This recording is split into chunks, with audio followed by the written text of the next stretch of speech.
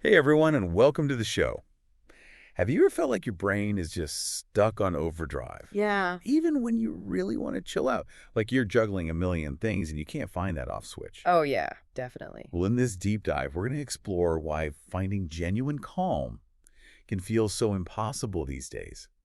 And we'll uncover some pretty surprising science that might actually change how you think about it. It's really interesting because this feeling of constantly being on, it's not just a matter of willpower. Right. Our brains and bodies are actually wired in a very specific way. And understanding that wiring, that's like the first step to unlocking a more natural state of calm. Absolutely. And Oh, that is exactly what our source material for this deep dive is all about. okay, cool. We're going deep into A Calm Brain, Unlocking Your Natural Relaxation System by Gayatri Devi. She's affiliated with Women's Health in New York City. Interesting. And, it touches on health and psychology for sure, Mm. but it reads like a really fascinating exploration of how our brains work under pressure Right. and what we can actually do about it. It's not about just like those quick fixes. Yeah. It's about understanding those deeper mechanisms that are going on. Yeah. And if you want to check it out yourself, we have a link to the book on Amazon in the show notes. Sounds good. And if you're enjoying this deep dive, we would really appreciate it if you would take a second to like and subscribe. Yes, please do. That helps us keep bringing you more deep dives like this one. All right, so let's get into it. The book starts off by really highlighting this feeling that we probably all know so well.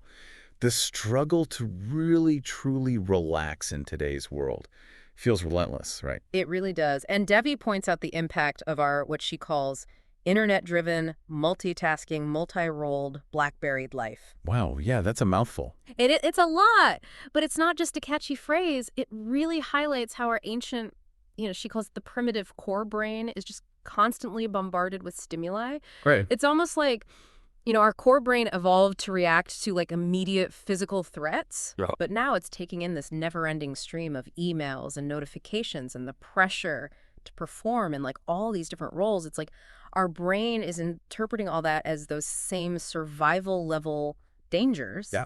So that constant like tension that you might feel, Yeah. it's not just in your head, it's like a primal response. Yeah, it's like that feeling of just being constantly on alert, Exactly. even when there is no actual saber-toothed tiger, lurking around the corner. Right. And the book makes this interesting point about the paradox of relaxation. Yeah. We have more access than ever to things that we think should make us feel calm, like, luxurious vacations, spa days, you name it. Totally. But she observes that we can be lying on a beautiful beach and still feel uneasy. Right. So what's going on there? Why is that?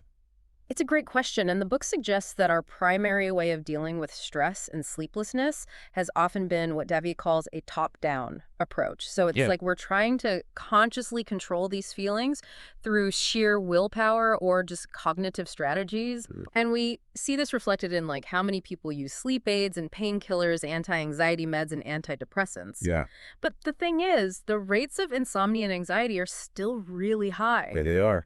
So this kind of suggests that simply trying to reason our way to calm or just like medicate the symptoms might not be addressing like a deeper biological root cause. Right. And so that brings us to this idea of a bottom-up approach. Approach. So instead of our thinking brain trying to force our bodies to relax, the book proposes we can actually achieve calm by calming the body first. Interesting. And then that sends signals back up to quiet the mind. It's almost like flipping the script. I like that, flipping the scripts, yeah. Right, Yeah. because we tend to think that the brain is in charge, dictating to the And body. it's telling the body what to do. Exactly. So to connect this to the bigger picture, the book argues that the key to finding real lasting calm is not just about our frontal lobes, that rational problem-solving part of our brain, Mm-hmm. but it's about understanding and influencing our core brain, The core brain. which governs our emotions and those basic survival mechanisms, Yeah. and then that communication link between our brain and body. The vagus nerve we'll talk about in a bit. Yeah, exactly. Okay, so let's dive into this core brain. What exactly is it, and why is it so important in this whole discussion about calm?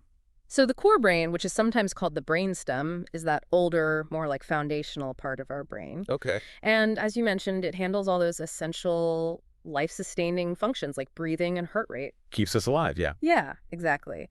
But it's also really involved in our emotions, instincts, and immediate reactions. And what's key to understand here is that the core brain processes information and reacts super fast, like instantaneously, Wow. often before our conscious thinking brain has even had a chance to really register what's happening. Oh, wow. So this rapid response system, it's all about survival. Right.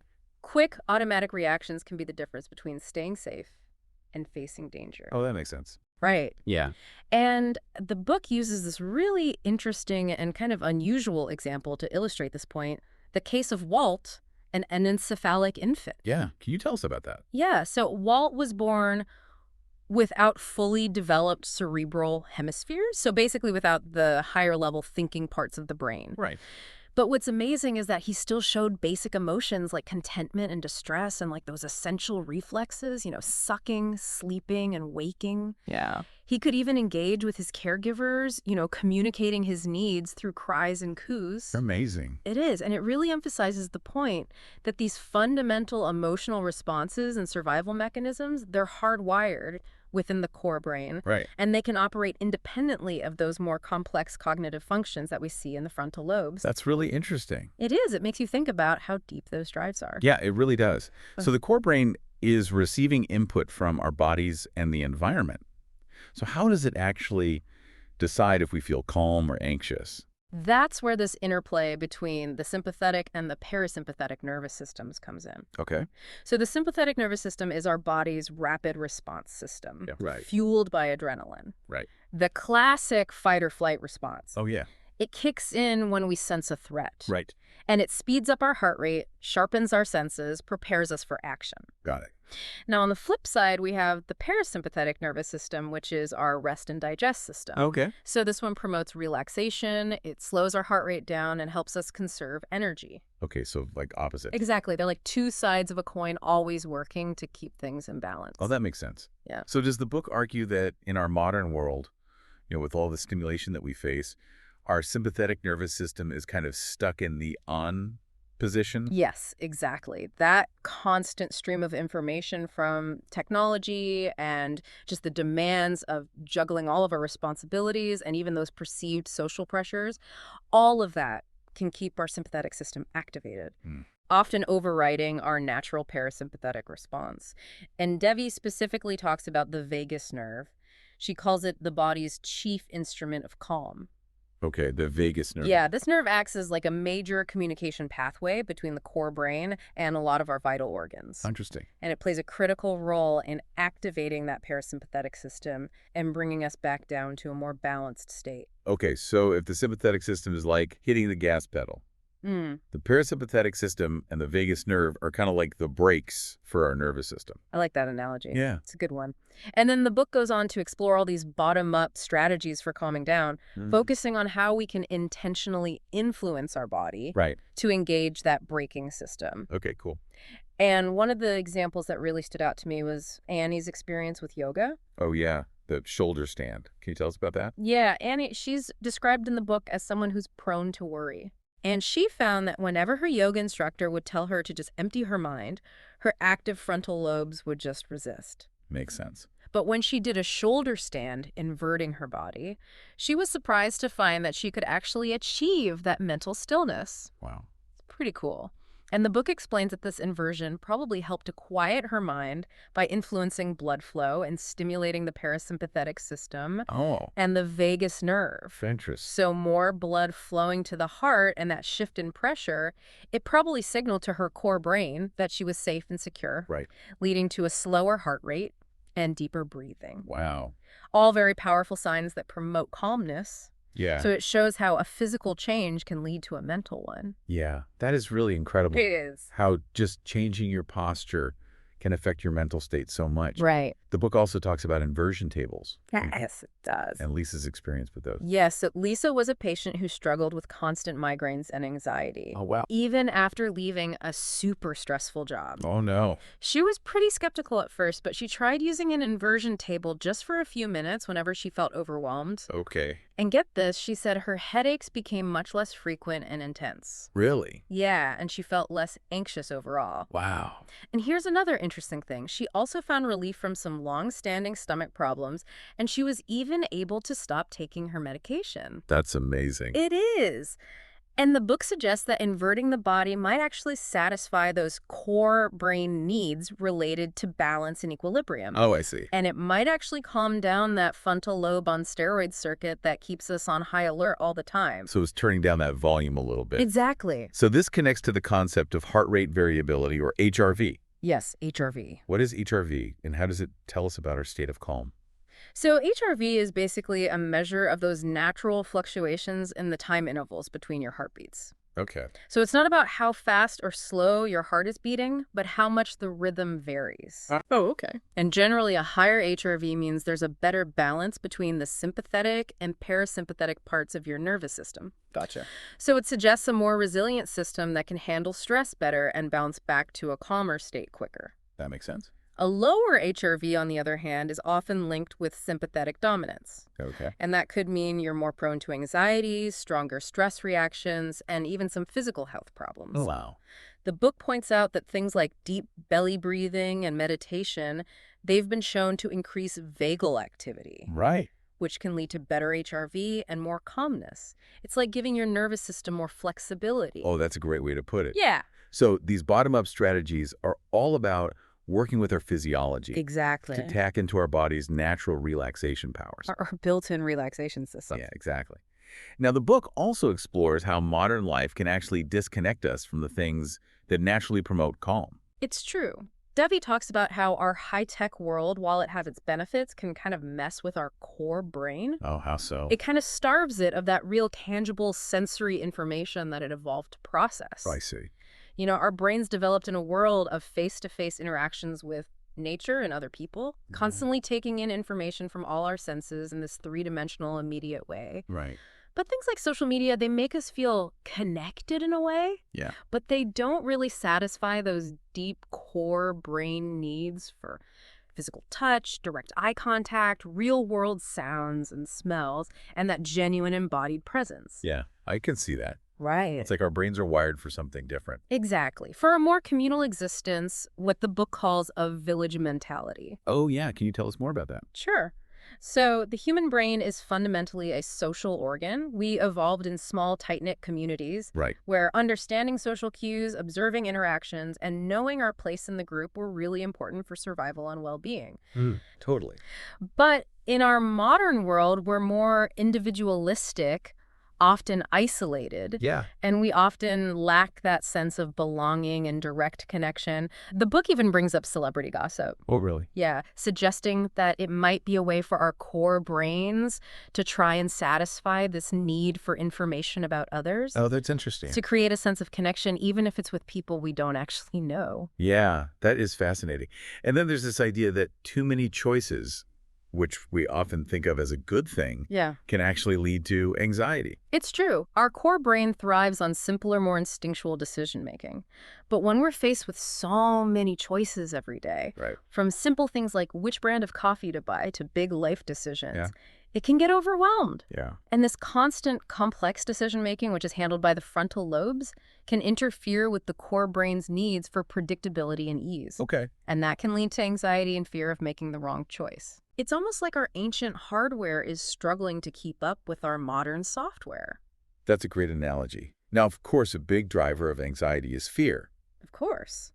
And the book talks about how our brain handles those deep-seated innate fears Yeah. and the more modern everyday anxieties that we face. Yeah. So innate fears like the fear of snakes or heights or the dark, Right. those are rooted in our evolution and processed by the core brain. Okay. And these fears made sense for our ancestors. Right. They helped them survive. For sure.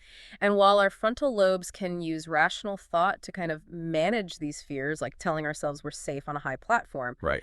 the core brain's initial reaction can still be that alarm. Right. So it still freaks out a little bit. Exactly.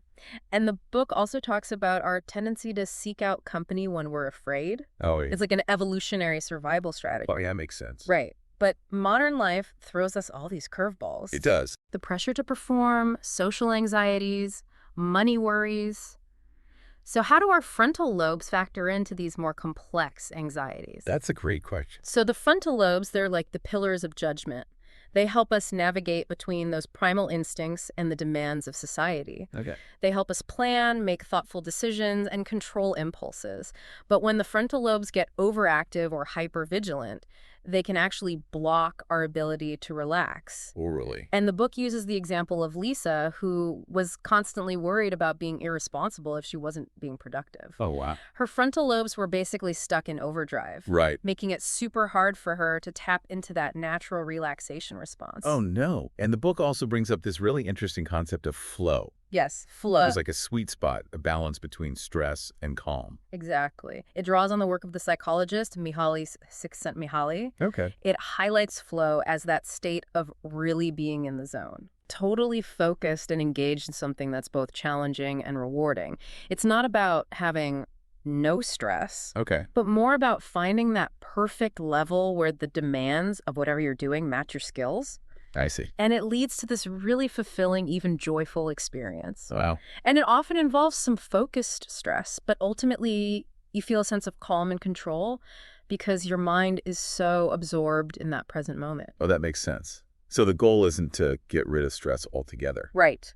which is probably impossible anyway, Probably. but it's more about learning to manage it and finding those moments of calm within it. Exactly. Manage the stress response. Yeah, and the book gives us some great examples of people who are doing this in their everyday lives. It does. One really moving story is about Tom, who, after losing his job, unexpectedly focused on helping others and strengthening his social connections. Wow.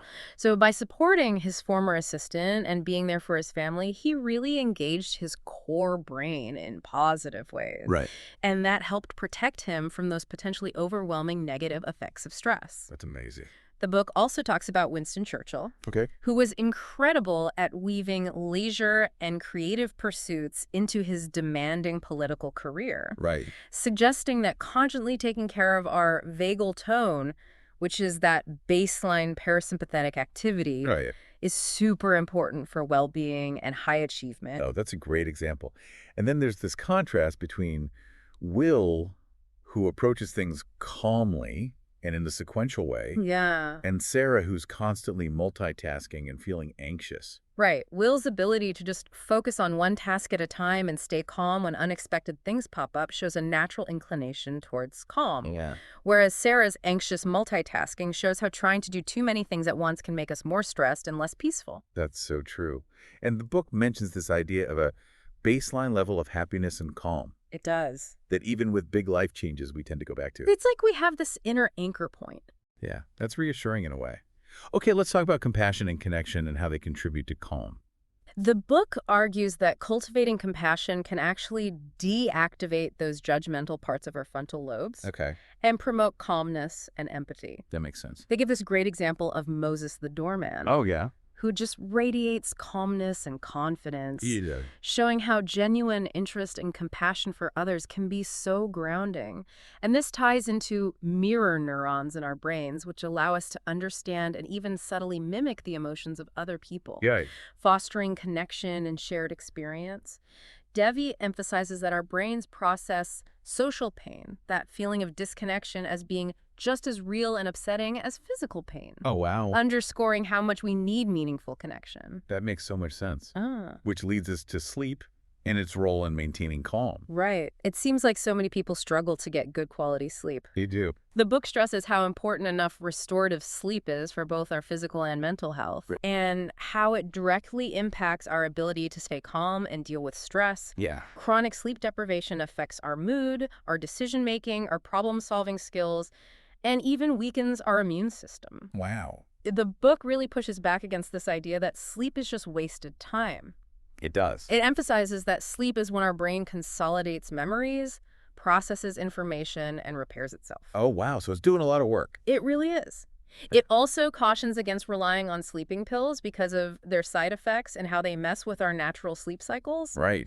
And interestingly, the book also mentions this link between financial anxiety and sleep problems. Oh, yeah. Tell me about that. It's like a vicious cycle. Yeah. Worrying about money can lead to sleepless nights, which in turn can make stress and anxiety even worse. Yeah, that makes a lot of sense. Well connected.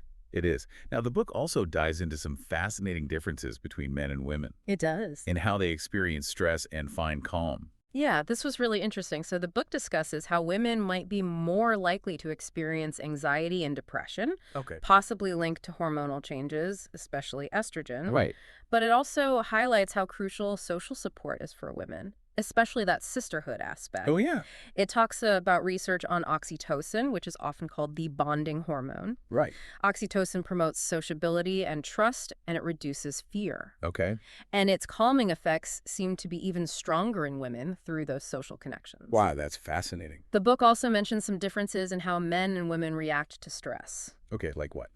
Studies suggest that women might show a bigger cortisol response to social rejection, I see. while men might have a stronger reaction to challenges to their competence. That's really interesting. Even the way our brains activate under stress can differ between men and women, Wow. which could explain why women might be more vulnerable to anxiety. The book also acknowledges the unique stressors that women in leadership roles and those going through menopause might face. Right, of course. It's complex, It is. but it shows how powerful those social connections are, especially for women in navigating stress and finding calm. Yeah, absolutely. Yeah. Finally, the book addresses how we can foster a sense of calm in our children. Yeah, this is so important. It is. The book points out that parental anxiety can actually be passed down to kids. Really? Yeah, even in the womb, Wow. potentially influencing how those fear centers in their brains develop. That's amazing. It is. It stresses open communication with children about tough situations presented in an age-appropriate way,